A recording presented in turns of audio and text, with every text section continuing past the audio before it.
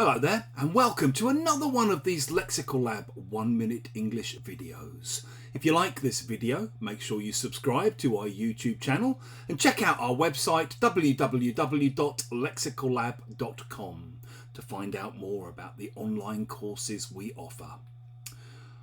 I'm not one of those kinds of people who used lockdown during the COVID times as a way of learning 4 new languages or developing a new fitness regime that helped me lose 10 kilos or perfecting the best way of baking the perfect sourdough bread.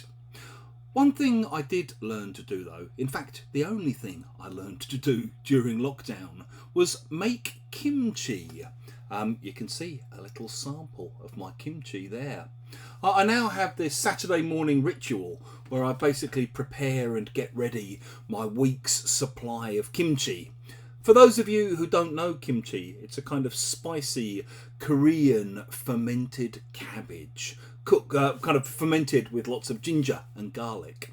Very nice it is too, although I do recognise it may be a bit of an acquired taste. Earlier today, one of my friends popped round and caught me in the middle of preparing a lunch, which was basically a piece of toast with a little bit of butter and then a layer of mayonnaise and a great big pile of kimchi on top. My friend looked at me and said, "You're seriously going to eat that for lunch? That just looks wrong."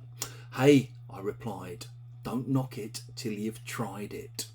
If you say, "Don't knock it till you've tried it," or just "don't knock it till you try it," you basically mean don't criticise it until you have experience of it, because you might like it. You might surprise yourself and find that you like it.